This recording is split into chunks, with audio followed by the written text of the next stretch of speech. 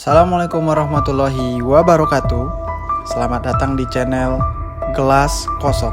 Sebelum menonton, kosongkan dulu gelasmu. Mari belajar lebih banyak.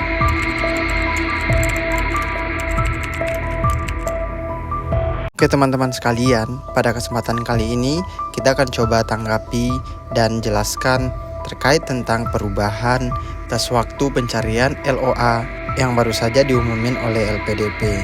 Nah, sebelum ke sana, ada beberapa poin penting yang perlu teman-teman ketahui.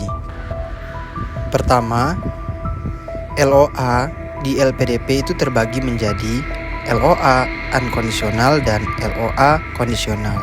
Mengutip dari laman resmi LPDP, LOA unkondisional adalah surat pernyataan yang menyatakan bahwa teman-teman telah diterima di sebuah perguruan tinggi tanpa syarat. Artinya, teman-teman hanya tinggal melakukan registrasi ulang saja. Informasi yang tercantum dalam LOA unkondisional antara lain program studi, durasi studi, awal perkuliahan atau intek, dan informasi mengenai langkah berikutnya untuk memulai perkuliahan, seperti registrasi ulang, pembayaran, dan lain-lain. Sedangkan LOA kondisional adalah surat pernyataan bahwa teman-teman telah diterima di sebuah perguruan tinggi dengan beberapa persyaratan tertentu. Artinya, teman-teman belum sepenuhnya dinyatakan diterima karena belum memenuhi beberapa persyaratan yang telah ditentukan. Misalnya sebagai berikut. Pertama, TOEFL atau IELTS belum memenuhi skor yang disyaratkan. Kedua, belum menyerahkan tema riset atau penelitian. Ketiga, belum menyerahkan dokumen untuk persyaratan pendaftaran perguruan tinggi, contohnya ijazah dan transkrip nilai. Dan yang keempat, belum menyerahkan persyaratan sponsorship dan lain sebagainya.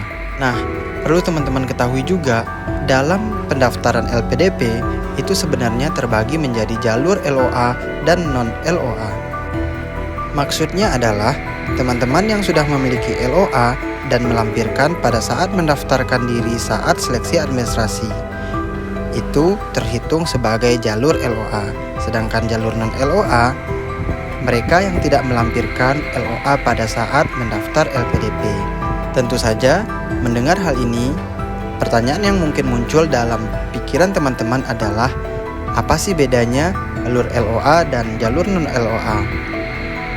Sepengetahuan saya, dengan membaca guidebook dari LPDP, perbedaannya adalah bagi pendaftar jalur LOA, mereka tidak ikut lagi seleksi bakat skolastik atau TBS yang mungkin lazimnya dikenal sebagai tes potensi akademik.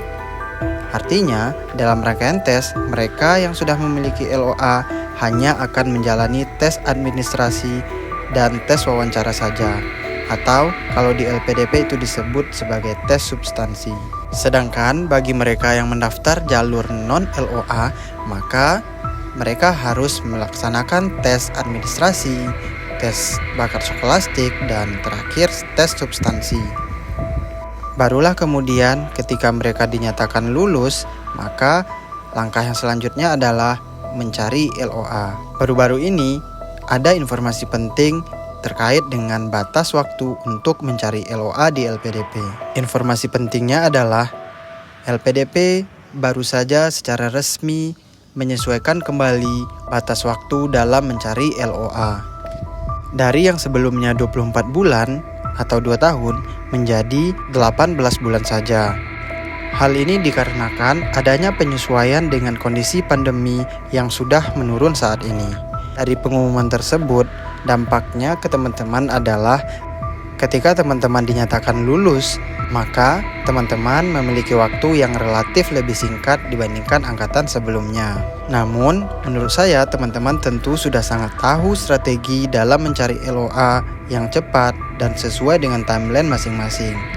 Tapi perlu diingat ya teman-teman harus menyusun strategi dengan sebaik mungkin agar ketika setelah lulus di LPDP, maka teman-teman tidak perlu pusing-pusing dengan waktu yang relatif singkat ini. Demikian video kali ini, kami dari Gelas Kosong. Tetap kosongkan gelasmu, karena kita tahu masih banyak hal yang belum kita tahu.